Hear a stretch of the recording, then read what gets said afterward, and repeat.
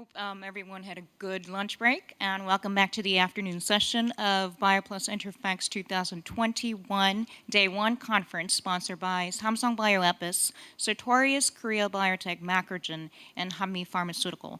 My name is Juri Hwang, the Director of International Affairs and Public Relations at Korea Biotechnology Industry Organization.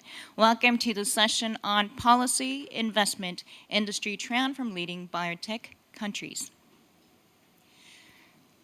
Looks like in the second session for today, we will cover policy, investment, and industry trend from the 4 leading biotech countries, Israel, UK, Canada, and Switzerland. And I believe everyone here would agree that biopharmaceutical business cannot survive nor thrive as just a domestic business, and that global cooperation, or maybe in a more trendy phrase, open innovation in a global scale is a must. And given the fact that the Korean biopharmaceutical market is 1/60th size of the global pharmaceutical market, global strategy for biotechs is a must for survival. And in that sense, I hope that this session provides vital information for everyone here today.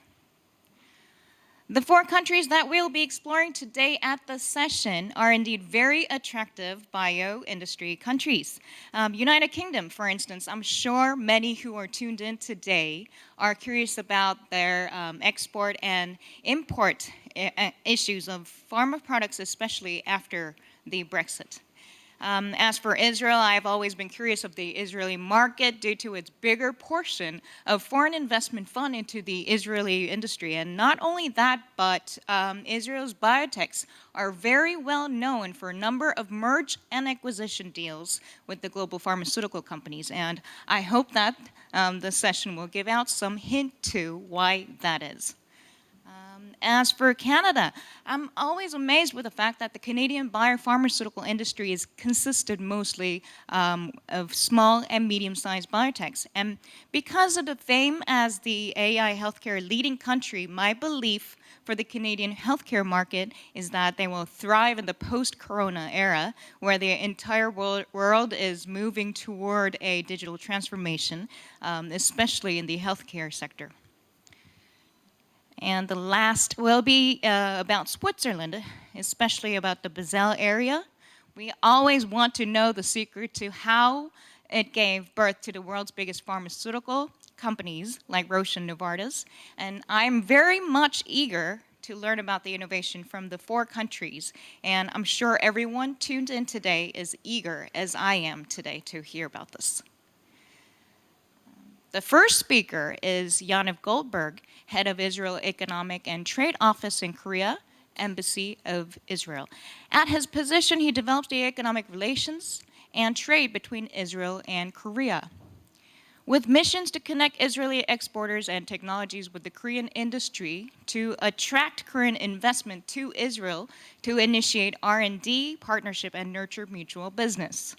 Mr. Goldberg previously served as a director at the WTO Affairs and Trade Policy Department at Israel Ministry of Economy and Industry and participated in the free trade agreement negotiations with Korea.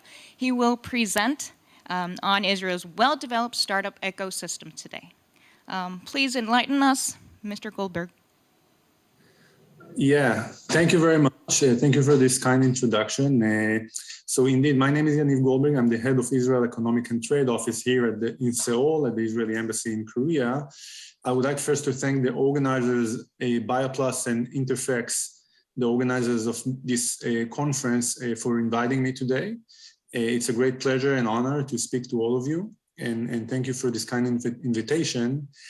Indeed, Israel is a leading power in biotech, in digital healthcare, and in many other sectors, but healthcare is indeed one of the leading sectors when it comes to innovative and disrupting technologies that are coming out of Israel. Israel is indeed also a leader in investment that is going into our ecosystem, and I will try to elaborate a little bit more about it later on. So when it comes to the policy of Israel as to healthcare and biotech sector, indeed, the policy is to engage with the global markets to attract investment into our startup ecosystem. and to connect to strategic partners around the world, be it pharma companies, be it medical device and digital healthcare companies, as well as hospitals and other partners, and definitely strong investors, in order to boost this R&D, to boost our startups reach out to the world, and definitely to develop strong partnerships.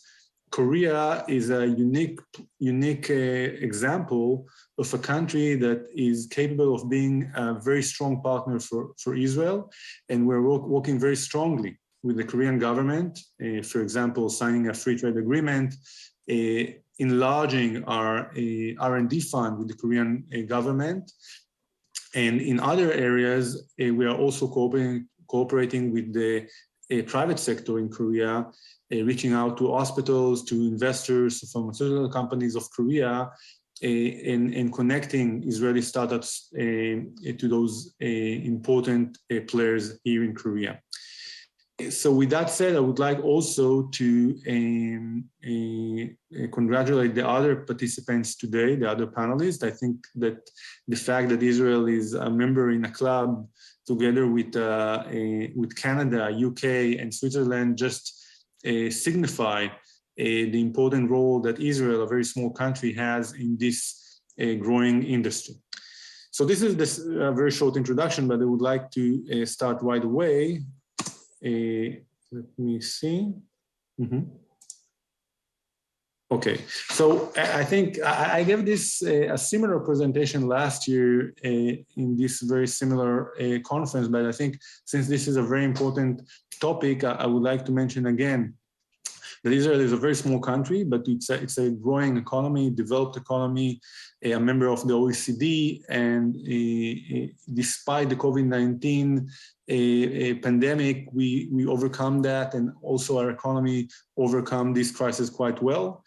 In average, in Israel, there are 1,000 new startups annually that are being opened, and Israel definitely sees itself as a disruptive a player in the global economy and global tech economy. Israel is also recognized by the World Economic Forum and other indices as a leader in innovation, and definitely the place where many multinational companies see as a hub for innovation and R&D. We have several multinational companies that started as small startups but became very big companies. One of them is Teva, that is probably well recognized, but there are several other companies in Israel, and even biotech companies already that are quite well recognized. This is a slide that I like to repeat every year with every presentation, and it just signifies and represents very well the leadership that Israel has. Together with Korea, we lead the world in the expenditures into our R&D operation, R&D and basic science. And by the way, for the Israeli case, it doesn't include the abundance of R&D and money that is being pulled into R&D by the defense sector and the army, the Israeli army. The Israeli army is actually a base or an origin for many civilian development in R&D and innovation. And this figure doesn't include this, the R&D and investment by the army and the defense sector. In Israel, there's a strong academia. There's a strong academia, strong basic research. I think that everyone knows already Weizmann Institute of Science and the Technion in Haifa, but there's also various other universities. Each of them has a transfer technology office that is willing to cooperate with the pharmaceutical companies around the world and with investors around the world to take the basic research and the academic research to the next level, to the commercialized level. And I think that one of the elements that is quite strong in Israel is the way the academia works with the private sector, with the government, to take this kind of basic research and bring it to the global markets. Another key element is obviously the fact that Israel launched and established a very strong VC ecosystem in Israel. Originally in the 1990s, there was a governmental program called Yozma, Eventually it launched several Israeli VCs that became private eventually. Today, Yozma is a private group in Israel as well as in Korea. There's a company called Yozma Korea who is actually leading a bunch of investments from Korea to Israel and is actually showing the way, especially in healthcare, for many Korean companies and investors to work with Israeli companies. Let me move on. I like to mention the fact that Israel signed several peace accords with Mediterranean or Middle Eastern countries. The last of them was the United Arab Emirates, which has a special relationship with the Republic of Korea. Israel is now participating in Dubai Expo. We have a national pavilion there. And I'm reminding all of us this fact because I think that Korean companies should remember always that doing business with Israel, cooperating with Israeli companies is a win-win situation also for their relationship with the Arab world. The medical device and digital healthcare, as well as the biotech sector in Israel, is growing all the time.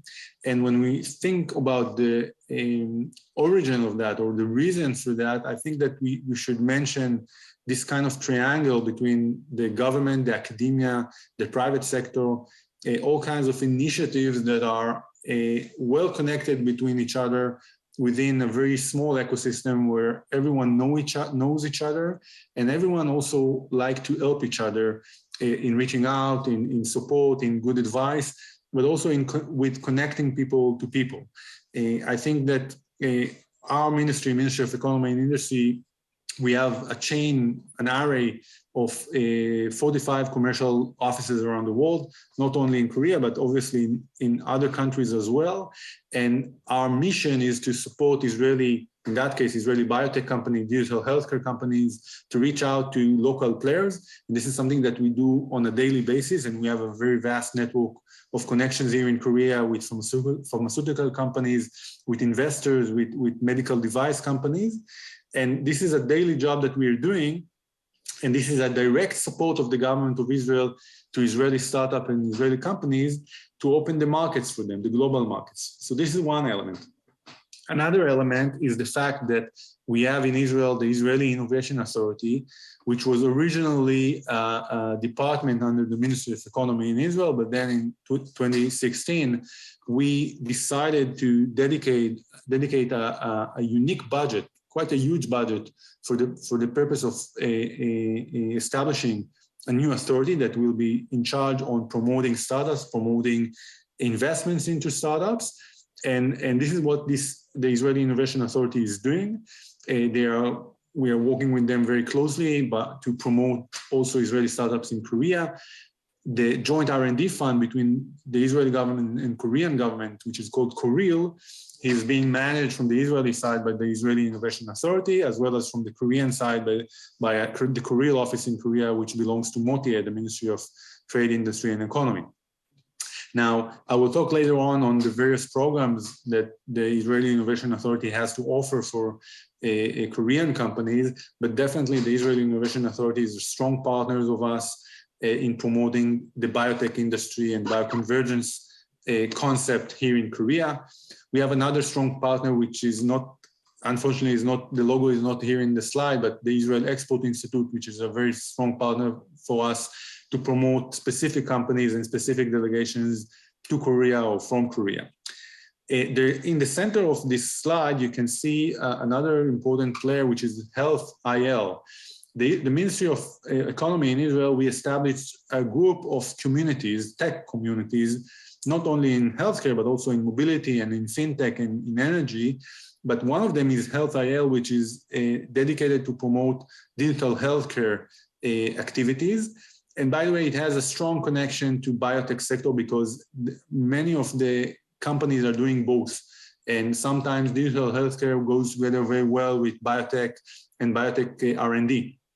Now, the reason we launched this community is again, in order to bring closer different players from the academia, from the government, from the private sector. And this is a very unique kind of approach of the Israeli government to make all those players working together even better than they were used to do. Also, you can see down below there is another network which is called 8400. It's an initiative by the private sector, but it involves many other players from Dell under the Hadassah and Karem hospital. Biohouse is currently, as we speak, hosting a bunch of Korean startups and is training them and providing them acceleration program. And this is some kind of a joint project of us together with the Ministry of SMEs and Startups here in Korea.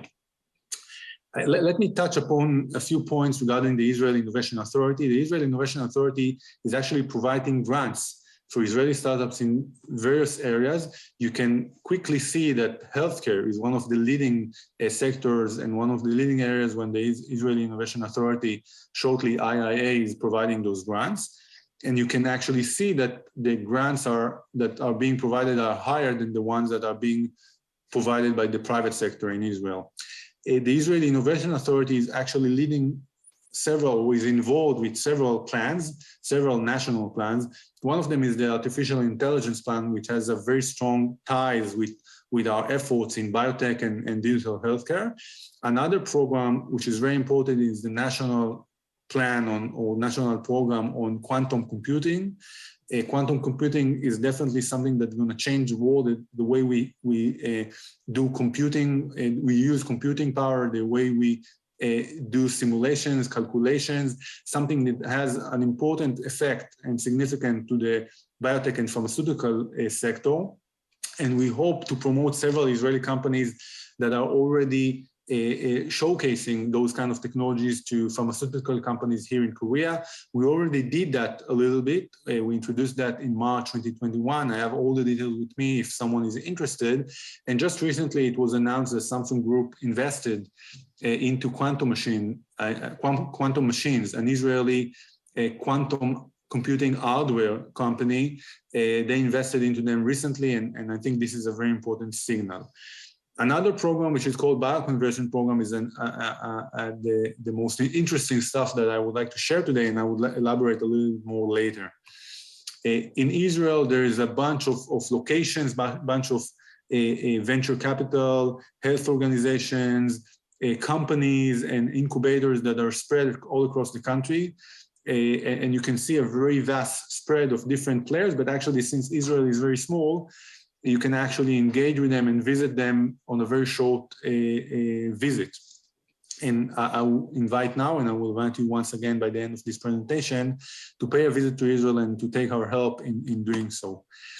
The Israel Innovation Authority also launched recently a new program where they allow Israeli company, they provide to an Israeli company 40% of the investment fund in a round, and without taking any equity in the company. Now, this goes together with any kind of investment that is being done by a Korean investor, and therefore it allows the Korean investor to reduce the risk. So the Israeli innovation is actually participating in an investment round for example, every Israeli biotech or digital healthcare company, and lowering the risk for international investors as well as Korean investors. And any of you would like to share know more details about this program, I would like to share that in private later on. As I said, the Israel Innovation Authority is launching a new call for proposal by Israeli companies for the bioconvergence program. Bioconvergence is a very big word for the way various engineering and IT and physics technologies are interacting with the biotech and pharmaceutical world. In Israel, there's a strong basic research as well as very strong engineering capabilities and leadership in IT. And therefore, we decided that the best approach to work with multinational pharmaceutical and biotech companies is to leverage this leadership and introduce a new approach to interact with those technologies. So this is a very unique effort that we are doing, and we are also supporting that with considerable funds. And this year, we would like to work with Korea very strongly on introducing these technologies and create those kind of matchmaking between Korean companies and Israeli companies on bioconvergence. End of November, we will introduce, together with the Israeli Innovation Authority as well as with Korea, we will have a special webinar where we will introduce both Israeli and Korean companies that are showcasing those technologies, and we invite all of you to attend this webinar and learn some more. I would like to share very quickly a case study of an Israeli company that is actually showcasing bioconvergence capabilities. I just hosted them last week here in Korea together with Yozma Group Korea. We introduced them to some investors and hospitals, and Alpha Tau is really a remarkable company that is leveraging alpha waves.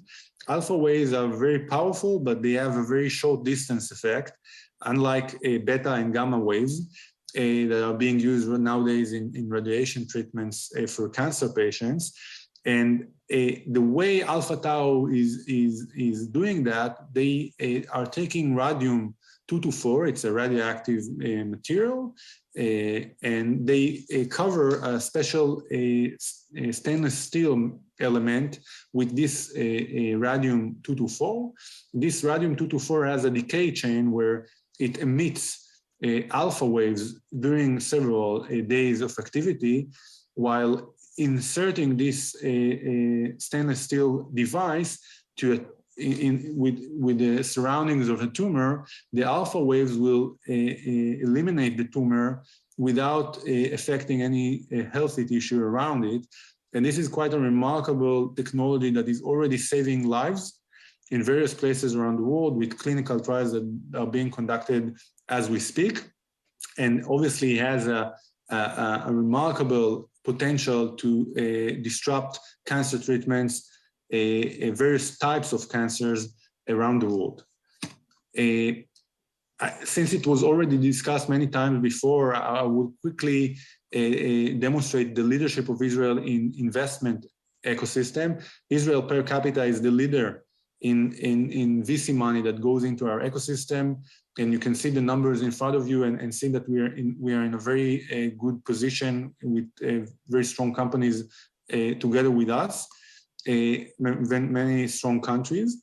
The trend of investment into Israel is actually growing all the time. And 2020, if I thought earlier that 2020 was a record with more than $10 billion going into our ecosystem, 2021 was actually is doubling the pace, and definitely 2021 will end with probably around $15 billion going into our ecosystem. So the trend is very, very positive.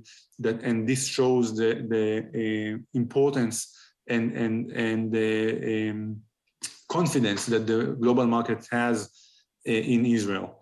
This also shows the same trend with life science companies in Israel. Almost roughly 30% of the investment, 20-30% of the investment goes into life science companies, and the trend goes on in 2021 as well.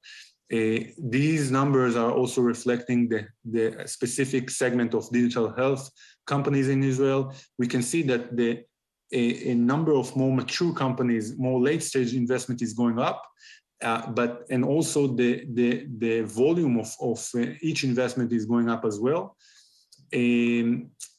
And this is why I call all of you to think about investment in Israel as a strategic opportunity. If you're a Korean pharmaceutical company, if you're a Korean investor that represent LPs that are strong pharmaceutical or biotech players, the place for you to be is in Israel, as many other foreign multinational and foreign investors are already in. You can see on the left side of the screen several Korean investors like Hyundai, Samsung, LG, and several Asian investors, and obviously the Yozma Korea group that is a strong investor into life science and digital healthcare in Israel. There are many reasons that are already obvious why should Korean companies invest into Israel. I think the can-do approach of Israeli company and their execution approach is very strong. You already know that in terms of merger and acquisition, exits, IPOs, Israel companies are quite leaders, are remarkable in their financial results and strategic outcomes. So I think I don't need to convince anymore that you should invest into Israeli companies. I just need to convince you that it's easier than you think. Even under COVID-19 period, we can overcome, and we can find ways to invest and to do due diligence and to visit the companies in Israel. We recently host several investors, Korean investors in Israel, and it's definitely something that you can easily do. Our office, Israel Economic and Trade Office, can help you with that. We do tech scouting projects for Korean companies and investors. We help you to reach out to Israeli companies, to visit Israel online and offline, and we are here for you to help you. This is the same message in Korean, and the opportunities ahead are really in the short term. First of all, Medica in Germany, it's an online and offline event, and we will be representing a bunch of Israeli companies over there. We have a national pavilion. Our team is working to help Korean companies to meet Israeli companies over there. As I mentioned, by the end of November, we will host a special webinar on bioconvergence technologies with Korean and Israeli companies, together with Korea and the Israeli Innovation Authority. And by mid-December, we will host, together with our digital health community, we will host another event dedicated for the Korean sector, Korean ecosystem, and we will introduce several more companies. With that said, I'll invite you again to visit Israel. It's not only a beautiful country, it's also a very promising tech ecosystem, definitely in biotech, bioconvergence, and digital healthcare. Here you have all kinds of ways to communicate with us through our Korean blog, at Naver platform, our YouTube channel, where we introduce several of our webinars that are being recorded, and our email address where you can interact with us. Thank you very much, kamsahamnida. And I wish you all a very fruitful listening to the other presentations today. And I'm definitely open for any kind of questions later on. Thank you. Kamsahamnida. Thank you, Yaniv. I wish I could go to Israel, maybe next year, hopefully. I have some questions for you. I think your presentation was wonderful, but I would like you to elaborate on this. You did mention governmental aid and grants. I want to go specific on that. Israel Bio is also envied for government aid, and especially a program called Magnet that sponsors consortia of companies and universities to develop novel generic technologies that underwrites about 65% of the budget. Can you tell us more about the company and university consortium work in Israel? It doesn't have to be the program Magnet, but can you elaborate on that company and university consortium work in Israel? Yeah, so I'm not gonna deal with the exact details, but because it's quite complicated, and I don't want to bother the audience with too many details, but I want to talk about the concept, which is also very relevant for Korean companies and pharmaceutical companies especially. I think that in Israel, the basic approach is a basic of engagement between various players, as I mentioned. In every university today in Israel, and there are several of those very strong, not only Weizmann Institution, which is obviously very strong, but other universities are quite excelling in various areas of IT and healthcare and basic research. So the basic concept today, I think, is that you must be in the markets also if you're representing the academia, because the way to make a significant impact, and this is something that I hear also from researchers in the academia and people from the technology transfer offices that I talk with in Israel, the way to make an important impact or a significant impact is to work with the companies, to work with the markets, to work with the private sector. So as a government, we see ourselves as committed to not only to bring the funds, but also to create the networking and the right discussion, the ongoing discussion between various players. So you must understand that we as a government, Ministry of Economy, Israel Innovation Authority, the commercial attachés, we are engaging on a weekly basis with different universities, different research institutions in Israel, because they have concrete technologies and projects to offer to foreign companies, Korean companies. So just recently, I cannot disclose specific details, but I would like to give you an example. Just recently, I was approached by one of the leading TTOs, technology transfer offices in one of the leading universities in Israel. And they told me, listen, Yaniv, we discovered in our research that we are capable of working together with a Korean company on a very specific drug that might be very, very useful and disruptive to treat coronavirus. And we would like you to help us to reach out to this specific Korean company and maybe other companies that might be related, because we would like to start a negotiation with them on how can we do an R&D together. Now, it all started from with one professor in one Israeli legal university that has an idea. He is doing continuous research on COVID-19 and several other elements that are connected with the way COVID-19 acts in the body. And since there is a very strong TTO in that university that knows us already, that is working with the government all the time, they knew how to approach us, and they were not afraid to use our services in reaching out to that Korean company and start a project together. Now, obviously, there are many challenges, and not always the Korean company or any other foreign company wants to interact immediately, but this is a way to do that. So when it comes to government involvement with the academia, I think that the money side or the funding side is quite the easiest side. I mean, there's a lot of money invested. It's very easy to give money, but eventually the most important thing is to create a discussion, to create engagement, interaction, and to help the Israeli side, especially when it's very hard to come to Korea during COVID times, to help them to reach out to the Korean companies and create a fruitful discussion. So I hope I was able to answer your question, but my emphasis is on the engagement and interaction that is being done with our support and our partners' support, and less about just giving money. We want the money to be smart money, not just money for the sake of, clearing our budget or saying that we used our budget. We don't look at it like that. We want to make a smart usage of our money. So I hope I was able to answer. Thank you. Thank you. On your slide, you did mention about the Yozma group in 2000. It was a public sector, and then it grew out to be private. Could you be more specific about the process that became private? Tell us more about the VC environment in Israel. Yeah. So, well, the VC environment in Israel is quite strong today because it's quite rich. You saw my slide. There are a bunch of foreign VCs. Some of them are quite some of the biggest VCs in the world, the most important ones in the world. They are all stationed in Israel. They have representatives. They have partners that are representing them. They're scouting for Israeli technologies all the time in Israel with a close proximity from the Israeli startups. And Korean VCs and investors are not different. And several of them, especially the big companies like Hyundai Cradle, they have this scouting office in Israel. The Samsung Next and Samsung Catalyst are also represented in Israel. They have their offices in Israel scouting for technology all the time. And the same goes for a bunch of other Asian investors that are located in Israel.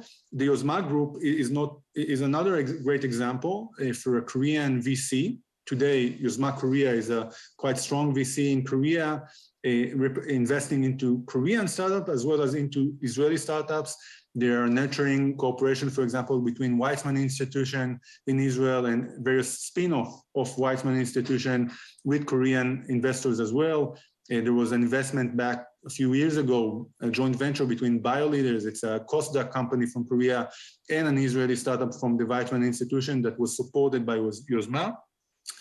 But originally, as I mentioned, since the Israeli government back in the 1990s was expecting, or we had some kind of a vision that VC money or investment money is the way to boost our startup ecosystem, we launched this program called Yozma back in the 1990s as a governmental program, and we injected huge funds to establish local VCs in Israel.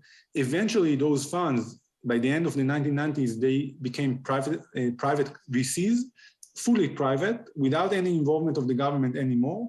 And since then, the VC industry in Israel became stronger and stronger, but we definitely believe that this has a huge impact on the way startups are willing to take a risk.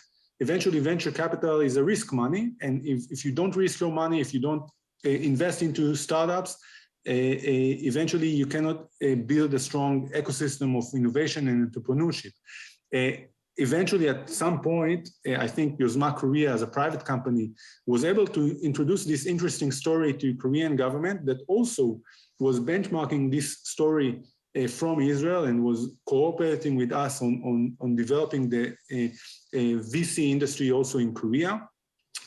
Obviously, it's not only us that were working with the Korean government, and the Korean government is doing a great job itself in promoting VCs and startups, but definitely Korean government cooperated with us on showcasing this story.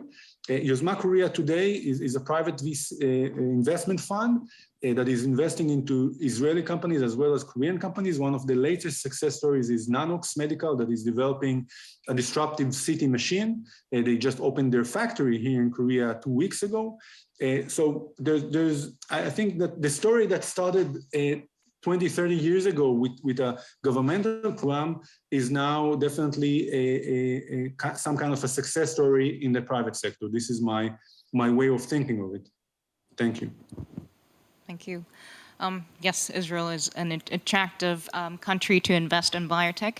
But what are the key areas in Israeli biofield that you believe that the Korean biotech especially can look into this year in terms of licensing in? You've mentioned bioconvergence, but other than IT and healthcare, is there something that especially Korean biotech companies should look into? Yeah, so I think that, well, there are many examples, and I cannot give all of them right now, but I think that bioconvergence, in Israel, there are not so many companies that are focused on developing drugs specifically. But there is a very strong ecosystem of companies that are utilizing technology, IT, as I mentioned, bioconvergence, to support pharmaceutical companies and to accelerate the drug development processes, be it all kinds of AI platform for drug development, be it all kinds of new ways to deliver drugs into the body, engineering ways or genetic-based ways to deliver drugs into the body. And another field that is becoming quite strong, as I mentioned, the quantum computing, as a new facilitator for better computational power. I think this is another important area where Israeli companies are showing the way.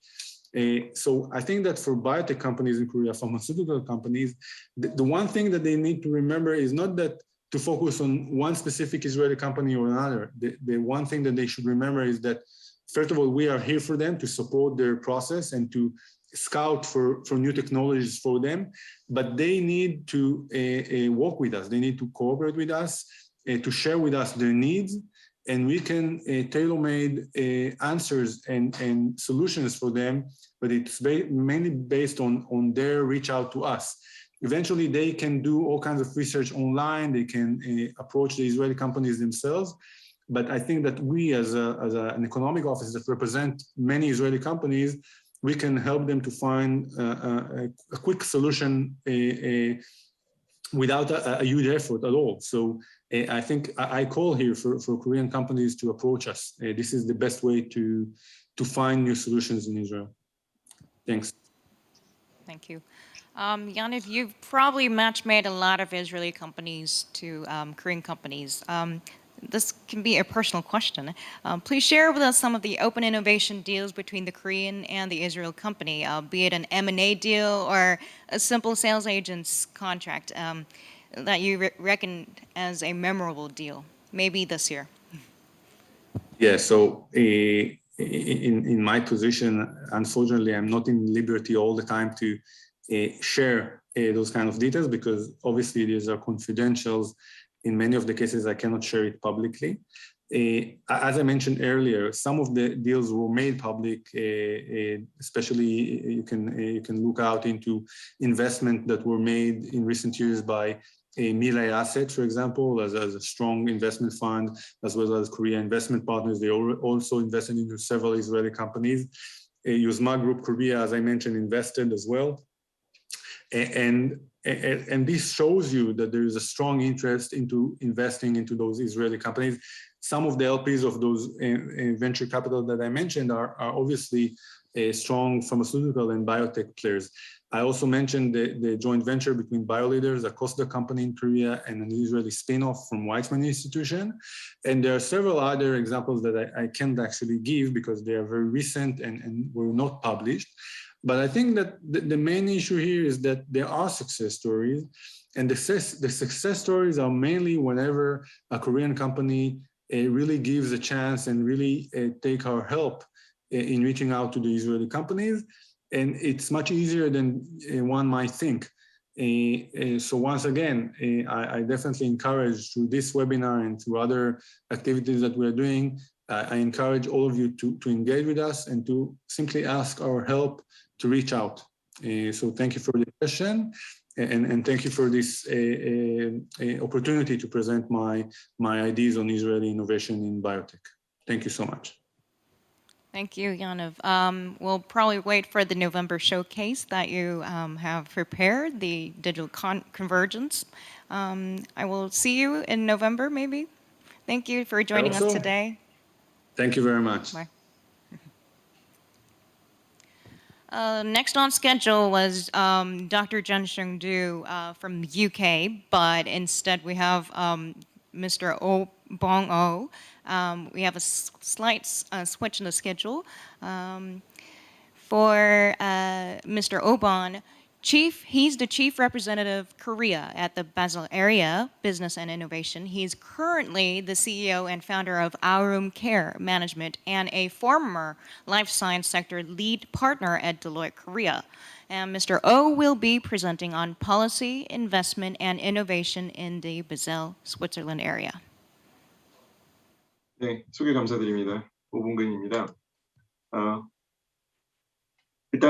Thank you very much. I would like to deliver my presentation. I would like to introduce Basel Area Business and Innovation.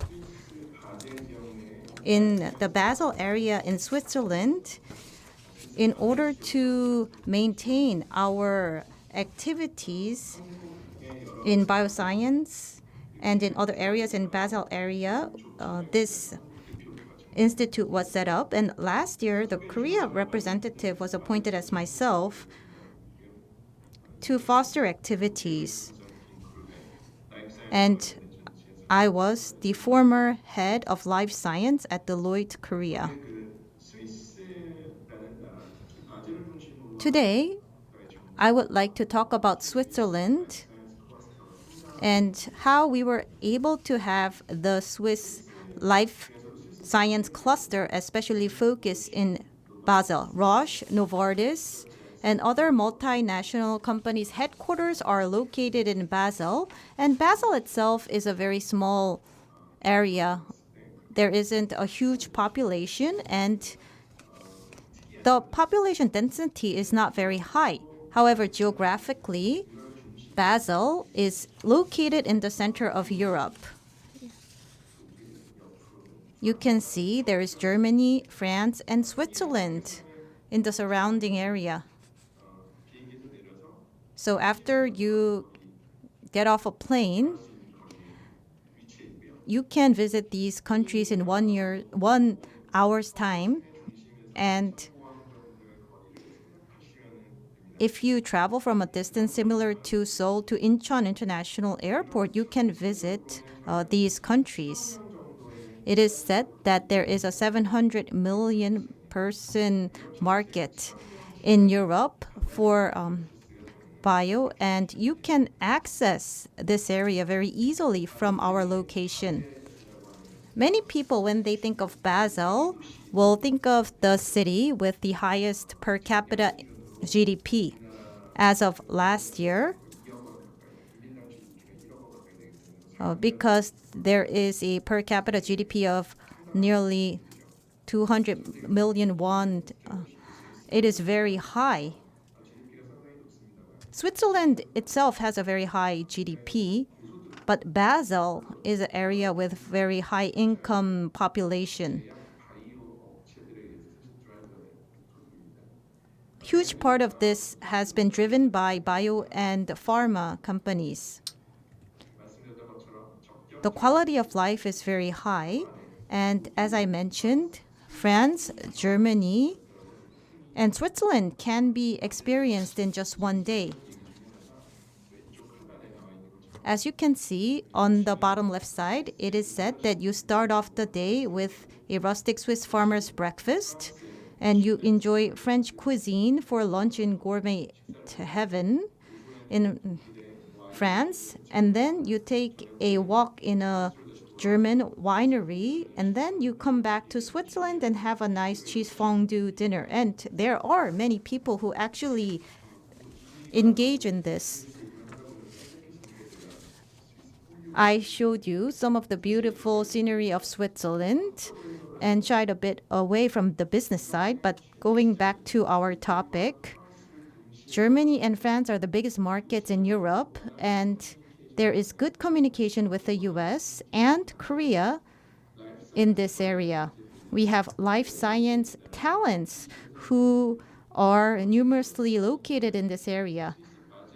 And you can see that 32,000 talents are in Basel, and many of them actually make day trips from France and Germany to work here and then go back at night and come back and forth. They commute from different countries. Switzerland has 4 official languages, and most of the talents have a great life science background, and then they can also speak German, French, and of course English very fluently. That is why there is a very high understanding of the European market. And you can have very good communication with the US and other English-speaking countries. So these merits are shared not only with the Korean companies, but also when you target the European market, this will be a very conducive area to do business. Europe's best life science cluster is located in Basel, and as a result, as was mentioned by our moderator, Novartis and Roche headquarters are located in Basel, and Actelian's headquarters are here too. Lonza and other world-famous pharma bio companies are located in this small city of Basel and have their headquarters here. There are some companies with HQ in US, but there are many with their main European office in Basel. There are more than 700 companies with headquarters in Basel for life science companies, and there are many promising startup companies. More than 33 of them are located here, early stage companies, and there are startup companies that are being fostered by companies such as Roche in these areas, and there is a very high possibility they can rise as multinational pharma or unicorns in the future. Basel has only a 30-minute vicinity, and as I mentioned, 32,000 life science employees live and work here, and there are more than 350 pipelines that are in clinical development in this area, and more than $2.8 billion of financing rounds took place here in the last 2 years. There is a huge amount of research taking place here as well. Many research institutes and labs are located here, and there is a very supportive environment. There are more than 1,000 research groups here, and many of them received Nobel Awards.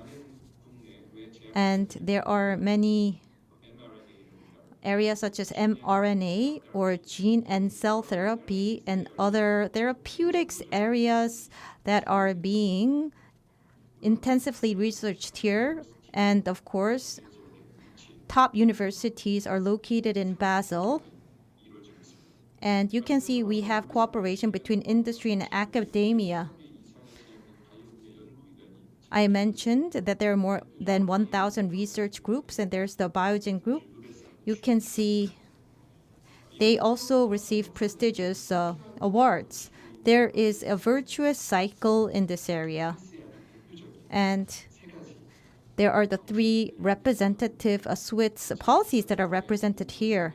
There is open innovation led by pharma, and I believe that this is very meaningful. First of all, there are tax incentives for scientific developments. And secondly, Roche, Novartis, and Lonza and other companies, as you are well aware, there is a policy to more activate global top pharma-led open innovation. And thirdly,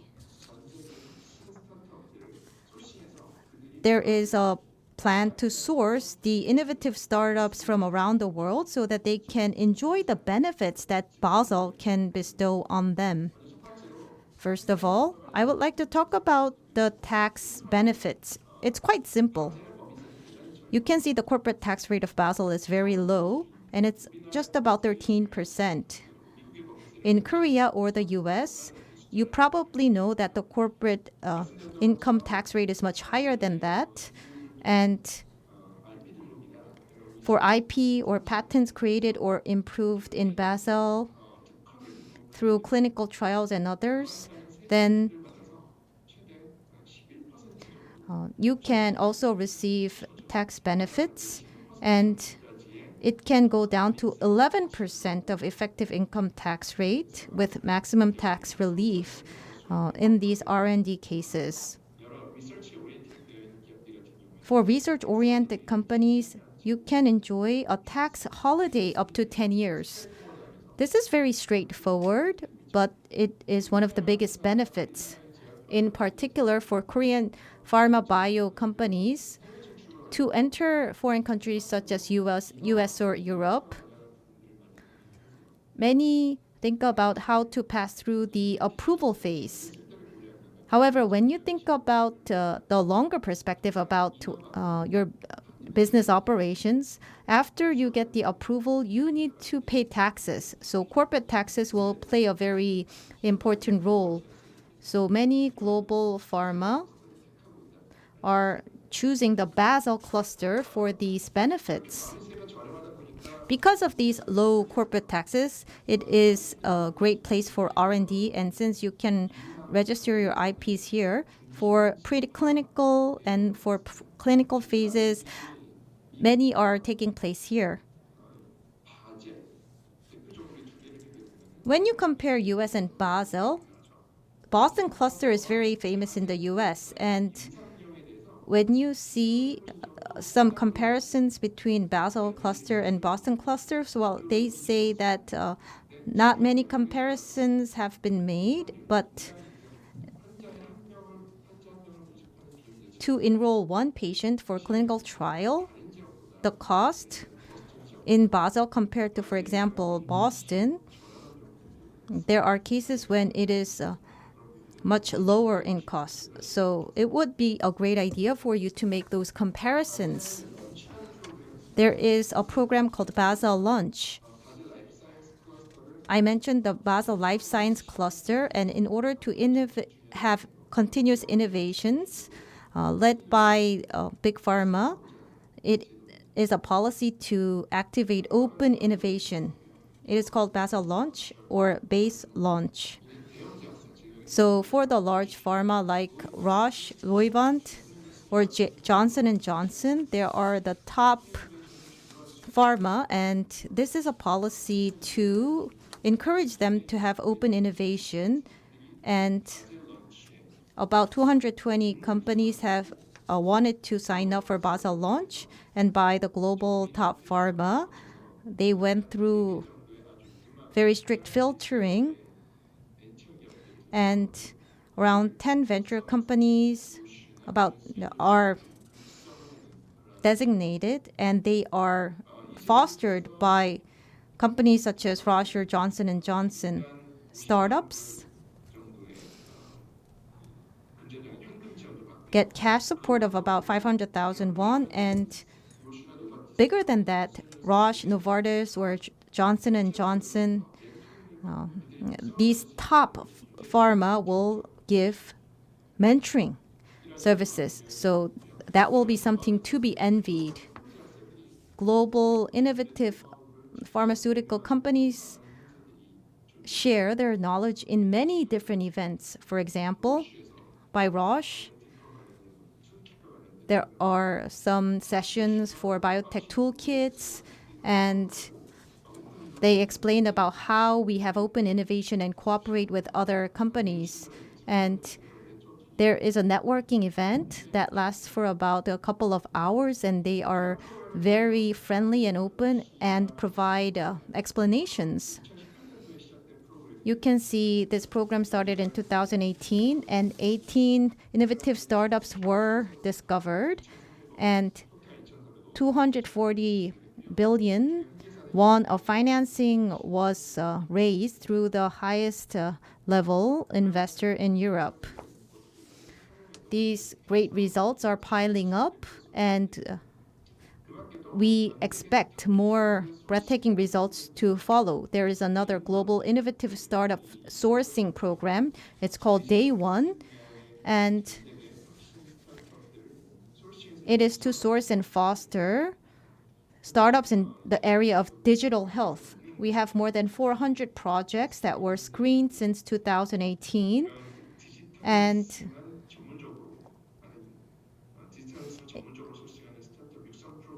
this is a fostering program just for digital health, and there are many different types of programs. Many different programs can exist, but we need to know how they are done. And in Korea, there's Noel, and I heard that they are going to go into the third phase of clinical trials. And through this program, they use the merits of the Basel cluster, and they are growing very well. And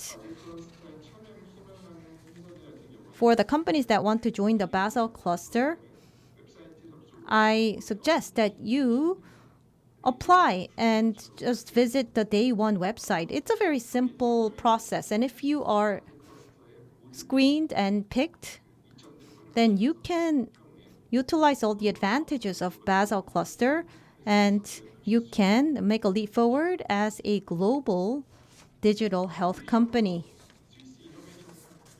We also have a Swiss Innovation Park. It is similar to Creative Economy Fostering Center in Korea, and there is governmental support. There are lab facilities, research facilities, and other experiment facilities and office space here. And this is the main campus, which is located in Basel. You can see that there are more than 40,000 square meters here, and this is provided to companies at a low cost, and foreign companies can also reside here, but you need to be an innovative company and you need to be screened. For example, in Boston, in order to rent a shared office, it takes about 5 to 6 million Korean won for a desk space of just one desk. But in the Swiss Innovation Park main campus, it will be much more reasonable in price. Networking with global top pharma can be possible here as well. Apart from the cases that I mentioned, there are many open innovations in the area of life science in Switzerland, especially in Basel. Switzerland is said to be the most innovative country in the world, and you know the MacGyver knife. It was invented in Switzerland, and it was actually a very innovative product.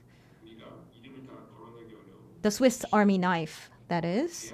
And there are innovative life science and biopharma products which are developing and being researched in Basel, Switzerland.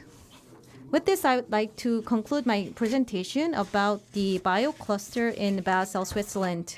For breaking the common misconception that anything made in Swiss is expensive. And thank you for explaining thoroughly about the tax benefits and the advantages that the Korean biotechs can have that when they enter Switzerland. My question is that what is the secret to the core competence for Swiss talent? What is the structural base behind the education in Switzerland? Like Ireland has NIBRT. What does Switzerland have to nurturing this talent pool? 네, 고맙습니다. 제가 계속 발표를 한국말로 드렸기 때문에 Well, I gave my presentation in Korean, so I will answer in Korean as well. Regarding the Swiss talent pool, a lot of the merits lie in the fact because of its geographical location, because it is located and near many different countries, including Italy, France, and Germany. And as you know, France and Germany have one of the biggest pharma markets in Europe. Because of this geological location, schools will have multi-language education. So many of the life science related experts that I meet in Basel, in Switzerland, most of them speak 4 languages. So I believe that there are huge benefits in this linguistic strength. And based on that, many different countries' cultures can be well understood. And at the same time, English is well communicated. So this can be shared in English. So those are one of the greatest merits of the Swiss talent pool, in particularly in Basel. I believe that the percentage of PhDs in the population is one of the highest in the world.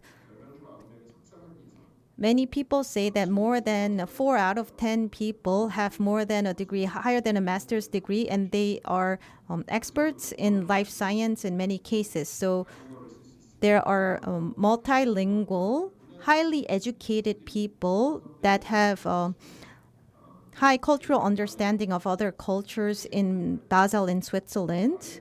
And starting from R&D of life science and pharma, since many want to reach out to the global market, they are very advantageous.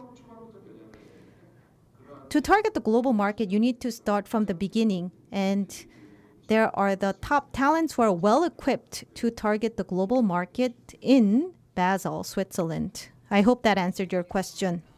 Kind response. Other than from talent pool, venture capital, tax benefits, and qualified employees, let me be more straightforward. This question comes from many biotechs here in Korea. Will the Korean biotechs have the locational advantage? Meaning, will they really have more opportunity to actually collaborate with the multinational pharmaceuticals like Roche and Novartis if they enter Switzerland? 예, 스트레이트포워드한 질문을 주셨으니까 저도 스트레이트포워드한 답변을 드리면 Well, to give you a straightforward answer, the answer is yes. Switzerland has a mutual recognition agreement with Korea. So for the pharma that received GMP approval from Korean authorities, it is very easy for you to enter into the Switzerland market. You can go to many networking events, and just the fact that you have entered into the Swiss market will prove that you are there and you're worthy. And many pharmaceutical companies ask me that question. They ask me, how can I network with global pharma? And they ask me about whether there is a list of those network meetings. I once printed out a list and I discovered that there are more than 1,200 networking opportunities, and Korean biopharma companies can easily participate. Swiss Innovation Park that I've just introduced to you is a great case in point. For example, if a Korean company chose to go there and was selected, then there will be a community manager who resides there, and one of that person's most important roles is to provide many networking opportunities for companies that work there and research there. For example, if a Korean company wanted to have a meeting with Novartis Open Innovation expert, then one-on-one meeting may be arranged by the community expert. You've probably supported many Korean companies enter Switzerland market in various forms. From your experience, what specifics do you think the Korean companies should especially keep in mind before entering Switzerland or collaborating with the companies in Switzerland? 예, 사실 그 많은 Many supports have not been given yet for Korean companies that have chosen to enter into Switzerland because not many Korean biopharma companies have entered into the European market yet, and I hope that more will enter in the future. And next is that many Korean companies feel that Switzerland is quite far away psychologically. So I haven't been able to support many of them yet, but I hope that late this year or early next year, we can see many positive movements so that we can see more companies enter into the Switzerland market. If there are Korean companies that want to enter into the Switzerland market or the European market going forward, please remember data-centered decision-making is quite important. Many global biopharma companies in doing their business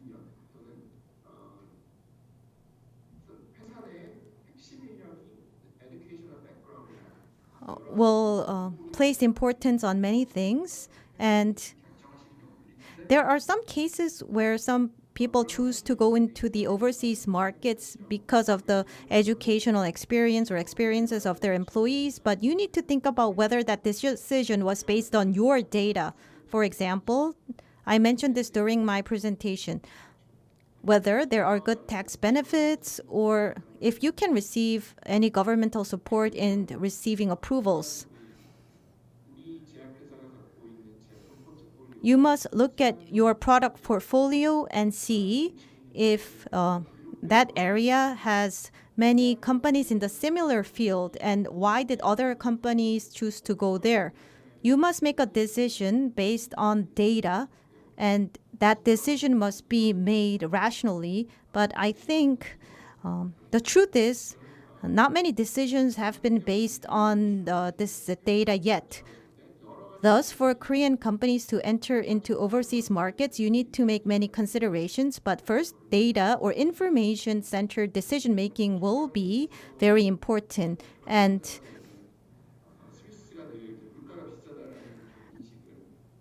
the moderator has jokingly said that thank you for changing my thought that everything from Swiss is expensive. And many people have the same thought.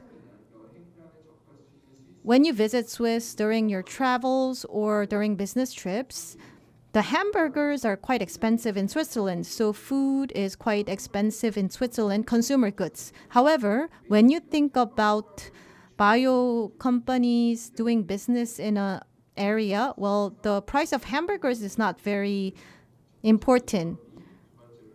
labor costs and rental costs will be more important when you're doing business in a certain area. So when you compare the labor cost with, for example, Boston cluster in the US, when you think of the pharmacist's initial wage for Basel, it is 300,000 won lower than those working in the Boston cluster. So it's about 100 million won per year for the salary, but for Basel, it's lower.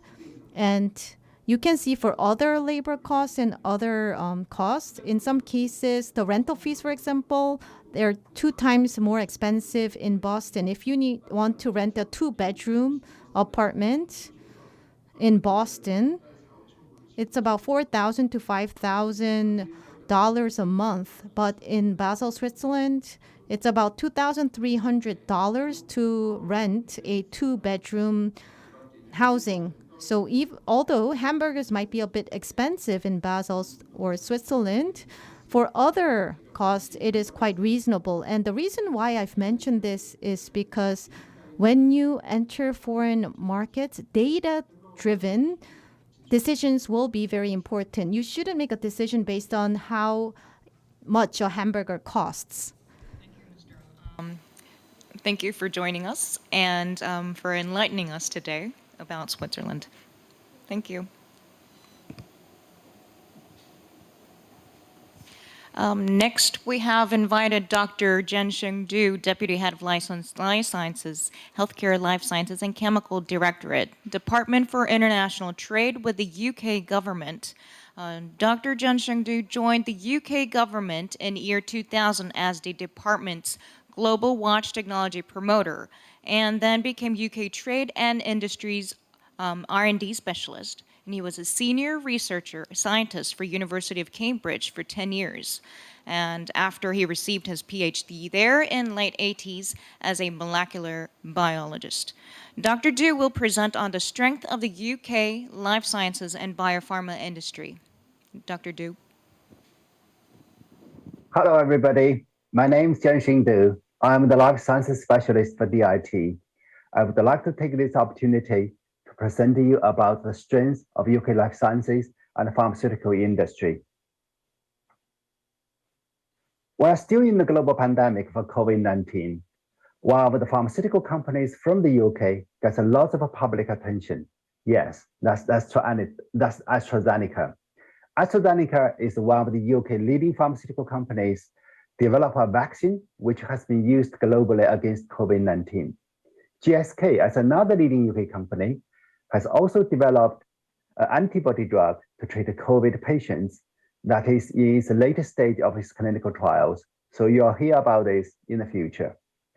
UK has a long history and a track record in drug discovery and the relevant technologies. It was estimated over 25% of the new drugs in the world were discovered or originated from the UK. Apart from big pharmas like AstraZeneca and the GSK, there are many medium-sized pharmaceutical companies play an important role in the global market. There are over 5,000 life science companies operating in the UK, which many of them are SMEs. They contributed substantially to the global pharmaceutical products pipelines. A lot of them are making generic medicines to support the UK and overseas market. The UK government has a long-term commitment to support this sector as the national priority. In 2020, the UK government committed the largest ever expansion of support for basic R&D research, taking direct support for R&D to 0.8% of GDP and placing the UK ahead of the USA, Japan, France, and China. By 2027, UK will spend 2.4% of GDP R&D, with a long-term aspiration of 3%, which will be the highest in the world. The actual funding for R&D will cover all sectors, but the life sciences will be a very important part of it. The population of the UK is around 65 million, only 1% of the global population. But the scientific contribution to the world is well over 10%. With more than 80 Nobel Prizes awarded to the UK scientists in chemistry, physics, and medicine, underpinning many of today's leading biomedical products, technologies, and applications. One of the key indicators for scientific publication is the citation rate. UK Life Sciences is ranked #1 in the G7 countries in this regard. There's no doubt Britain is the global leader in this field. NHS, the National Health Services, is the world's only fully integrated public health care system, which has been in operation more than 70 years. Around NHS, UK has built an ecosystem to accelerate medical research. The UK is the global leader in fast-growing segment of life sciences, especially in genomics and cell and gene therapies. UK is also the world leader in research on personalized medicine and is using AI for drug discovery and patient diagnosis. The UK is the first national healthcare system in the world to introduce genomics into mainstream medicine, creating the world's first national genomic medicine service, and now committed to sequencing up to 5 million genomes in 5 years. UK government is committed to demonstrating leadership and overcoming global health challenges such as antimicrobial resistance, HIV/AIDS, malaria, dementia, and mental health. More than 5,600 life science companies operate in the UK, and collectively turnover is 70 billion per year, export over 30 billion a year, and employ more than 240,000 people. The UK's top 3 global hub for life sciences and compete with Boston and San Francisco, but offer better value for money. UK's #1 FDI life science destination in Europe, and number 3rd globally behind the US and China. UK also remains a leading destination for headquarters FDI project, second only to the US globally. The sector is growing. Life sciences in the UK continue to grow across all key performance indicators, with a 2.4% increase in employment, 9.3% increase in turnover before the pandemic, and the investment into UK life sciences had dramatically increased even in the peak of pandemic last year. UK has the strongest clinical and preclinical pipelines in Europe, with the largest number of biotech products under development in Europe. Between year 2018 and 2020, we saw highest venture capital in the UK life sciences in the history of Europe, highest venture capital spent in the history of UK life sciences. UK biotech venture capital has more than doubled over the last few years. A high proportion of fundings has been raised from outside the UK. Foreign investors are growing more confident about investing in the UK-based business. We talked about the UK very strong in basic research in life sciences, attracted a lot of investment with a lot of successful business in pharmaceutical sector. How about the UK healthcare market then? Well, the NHS is not only a significant market, but also a research partner. The NHS services a population of more than 60 million people, offering care from cradle to grave free to UK citizens.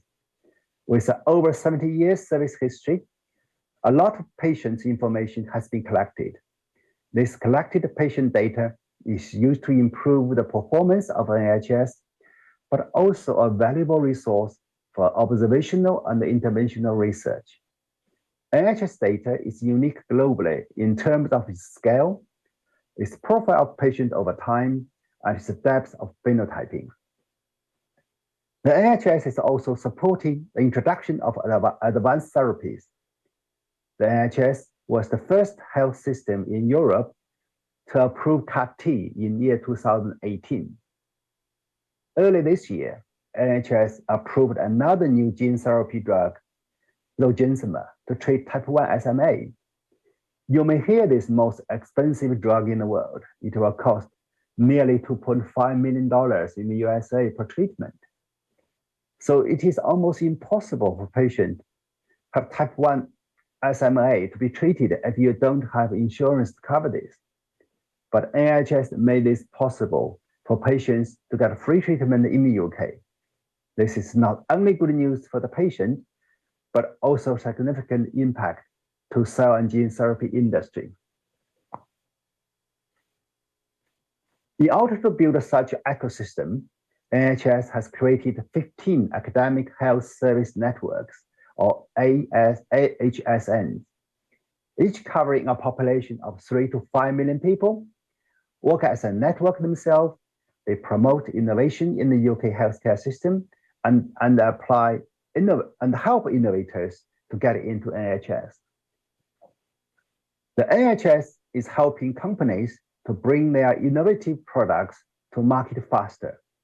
More than £1 billion per year goes to fund the National Institute for Health Research, or NIHR, a national experimental medicine and clinical research platform comprising people, facilities, and the research portfolio.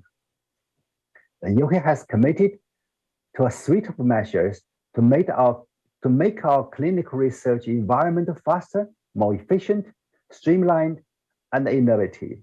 UK Biobank holds a wide range of data and biological samples from 500,000 participants, make it one of the world's best phenotype dataset. Genomics England has sequenced 100,000 whole genome with a focus on cancer and rare diseases, with plan to scale it up to 5 million genomes in 5 years. UK has established 5 digital pathology and radiology hubs as the first step towards early and improved diagnosis and more efficient NHS services. So far, we discussed the basic research in the UK life sciences, spin out companies from the strong basic research and the successful commercialization and friendly market access through NHS. But how about the workforce in the UK within this sector? Well, the talent pool for life sciences in the UK probably is the best in the world. UK is the home to 3 of the world's top 5 universities for preclinical, clinical, and health science. Oxford, Cambridge, and Imperial are among the best in the world. The UK offers the world's highest proportion of graduates in natural sciences, maths, and stats. In the last few years, 220 to 240,000 students graduated with a degree qualification in natural sciences, maths, and statistical disciplines. There are more than 240,000 people already working in the UK life science sector, offering a ready talent pool for employers and skilled workforce across the country. The NHS is the 5th largest employer in the world, employing 1.5 million people, while 1.7 million people working in the social care sector. Finally, we need to discuss the business environment, regulatory framework, and the tax incentive in the UK. The UK is consistently ranked as the easiest place to set up business in Europe. The UK is ranked many times as Forbes' best country for business in recent years. You can benefit from dependable and sensible regulation and labor law, the most competitive labor cost in Western Europe. UK regulatory framework, stands, and network enable global market access. UK's highly competitive and effective tax regime support life science innovation and commercialization. R&D tax credit make it easier for business to invest in R&D. If you're SME, for example, you can get up to 33% cash refunds for R&D and the clinical trials. Innovation funding is also available to support business-led projects. Innovative UK, part of UK research and innovation, is the catalyst for technology-enabled innovation. Catapult centers are a national network of centers designed to transform UK's capability for innovation in specific areas and help drive further economic growth. 2 Catapult are focused on life sciences. the cell and gene therapy catapult, and the medicine discovery catapult. Catapults help business to adapt, develop, and exploit innovative products and technologies. As the next stepping stone towards commercialization, they offer concentrated expertise in areas vital for that journey. For this map, it only indicates the global top 25 biopharma and top 30 medtech companies operated in the UK. Remember this, there are over 5,600 life science companies across the country, very often affiliated to a university nearby, as the most of the technologies are from universities. The London, Oxford, Cambridge is the so-called Golden Triangle, with hundreds of life science companies gathered there. The Manchester area is the manufacturing cluster, with many centers in Scotland, Wales, and Northern Ireland. In conclusion, UK biopharmaceutical industry is in the top tier of this sector in the world. UK is very strong in life sciences research and provided one of the top environments in the world for biopharmaceutical development. BIT is one of the UK government departments with staff based in the UK and overseas. Our duty is to support UK companies to export its products and expertise, and also welcome overseas investors to use UK's ecosystem to develop their business and innovations. So if you have any inquiries, please get in touch with our DIT staff, and we're here to help. Thank you very much.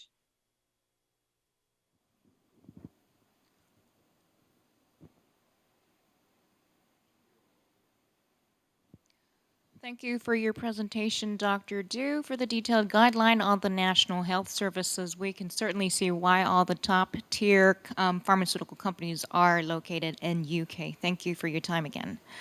Last presentation for today, we have Mr. Tudor Hera and Natalie Beauchamp with us today. First, Mr. Tudor is the Minister Counselor at the Embassy of Canada to Korea, who has been a Canadian diplomat for 20 years and has previously served as the International Committee of the Red Cross. Ms. Natalie Beauchamp is currently the Chief of Investor Services at Invest in Canada, where she leads a high-impact concierge service to potential and active investors. She is also a diplomat who brings over 20 years of trade and foreign investment expertise and strategic partnerships to her role. Mr. Hera will introduce the Trade Commissioner Service and explain how this can serve the Canadian and Korean industry stakeholders and foster further collaboration. And next, Ms. Beauchamp's presentation will be on Canadian life science market landscape and investment opportunities. 안녕하세요. Bonjour. Hello. My name is Tudor Hera. I'm the Minister Counselor and Senior Trade Commissioner at the Embassy of Canada in Seoul. I'd like to thank Korea Bio and Reed Exhibitions for the opportunity they are giving our embassy to showcase what Canada has to offer and the potential partnerships we can build together with you and other Korean institutions. Our presentation today will be in two parts. I will start by introducing the role of the Embassy of Canada here in Seoul, and my colleague from Canada, Natalie Beauchamp, will speak to you about investor opportunities in Canada. So here at the Embassy, we have three main types of services. To Canadian companies, we provide customized business development services to be successful in the Korean market. To Korean companies, we accompany them in their investor journey into Canada and provide information on a wide range of items about Canada and Canada's commercial opportunities. And for both Canadian and Korean stakeholders, we help identify and facilitate innovation and R&D partnerships. For Canadian companies, essentially, we just help them make sure that they're successful here and that they are good partners for the Korean companies they will be working for. On the Innovation and R&D program, the Embassy organizes several events throughout the years to help matchmaking with Canadian and Korean companies, research centers, academic institutions. But a lot of it is also centered on the Canadian International Innovation Program, which is delivered in partnership with KIAT here in Korea. The program provides $2 million a year for Canadian and Korean partnerships to help advance innovation and help in the pre-commercialization or commercialization phases. The good news is that health and biosciences are priority sectors and sectors of focus for the program. And there is quite a lot of financing available to support any innovation partnerships. Before I hand it over to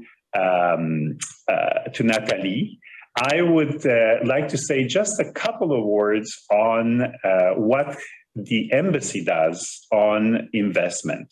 We are essentially your one-window shop to have a holistic view on everything that Canada can offer. The Embassy allows to coordinate the offers of the federal government, the provincial government, and the municipalities. So please don't hesitate to contact us on any of these business lines, and contact in particular Mrs. Jimin Kim, which is our Trade Commissioner for Life Sciences. Thank you very much, and over to Nathalie.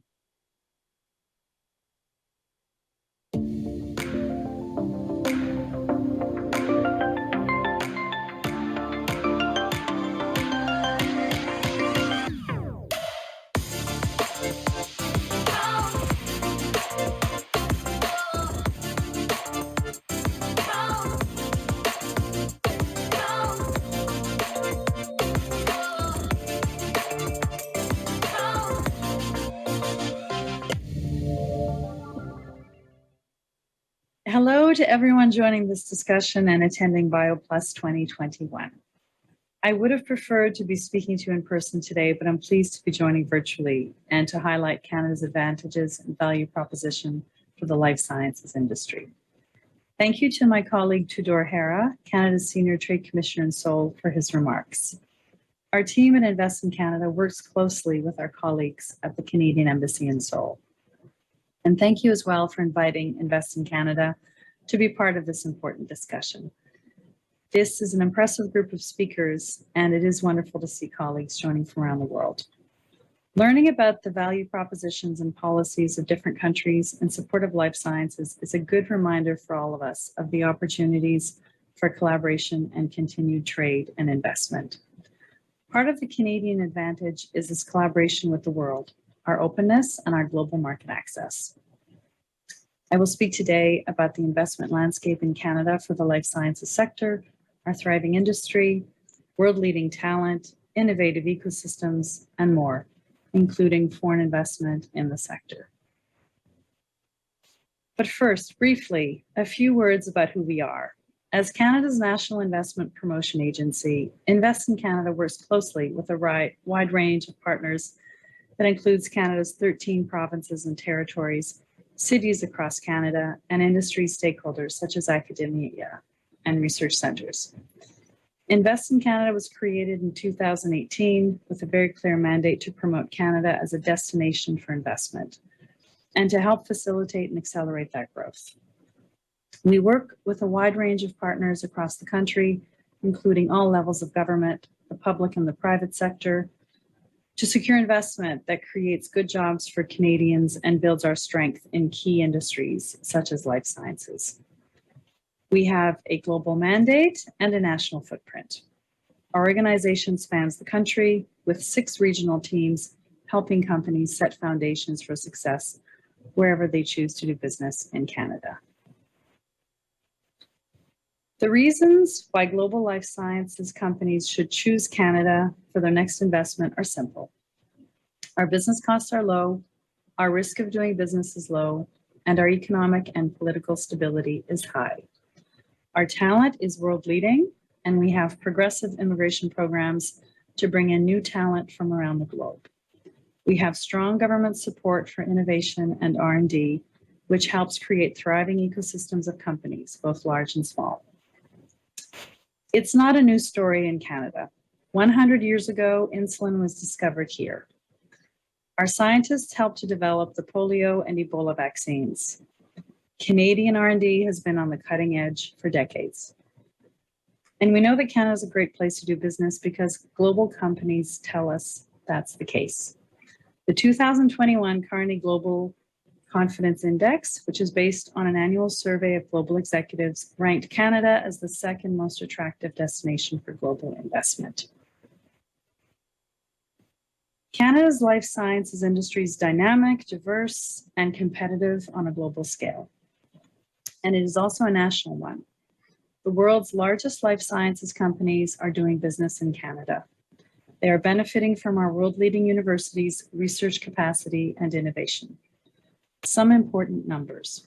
Canada is the world's 9th largest market for pharmaceuticals and the world's 8th largest market for medical devices.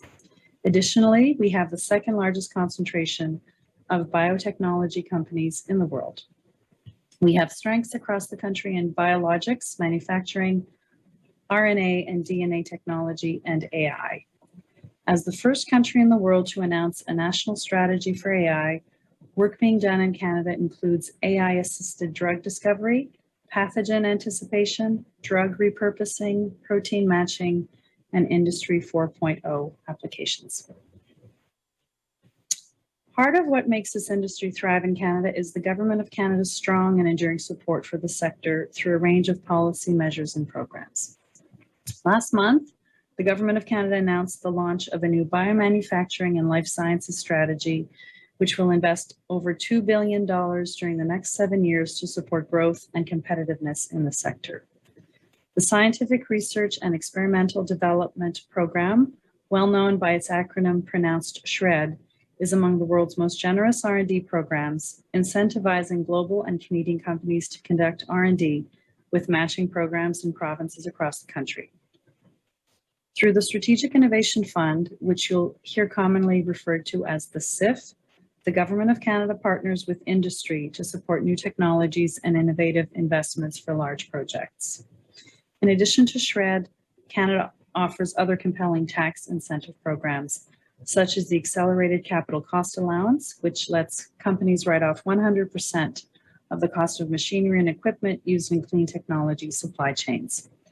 And while Canada has one of the world's most educated workforces, we also provide companies doing business here with access to the global talent market. That means companies can bring in highly skilled talent in as little as 10 days, which brings me directly to Canada's talent advantage. We work with and speak with global companies every day to understand what drives investment and also what factors can slow or accelerate their business growth. The number one issue we hear is talent. Canada is proud to boast a labor force unlike any other in the world. We are skilled. Nearly 5 million Canadians hold degrees in STEM or healthcare-related programs. Of course, STEM refers to the fields of science, technology, engineering, and math. We are educated. Almost 60% of Canadians have graduated from a post-secondary institution. That is a truly unparalleled figure and 20% higher than the OECD average. And we are diverse, with over 200 languages spoken across the country. Life sciences companies succeed here and choose to invest and expand here in large part because they can find and employ the people who can fuel that growth. Speaking to a global audience, I clearly need to discuss another factor that sets Canada apart, our market access. Through our 14 trade agreements, companies doing business in Canada have access to 51 markets, representing 1.5 billion people and $52 trillion US dollars, or 60% of the world's GDP. That is by far the most comprehensive market access of any country in the G7. This unmatched market access includes the recently renegotiated NAFTA, now termed the Canada-United States-Mexico Agreement, or CUSMA, plus our free trade agreement with the European Union, CETA, as well as a comprehensive and progressive agreement for Trans-Pacific Partnership, CPTPP, which includes countries in the Asia-Pacific region and Latin America.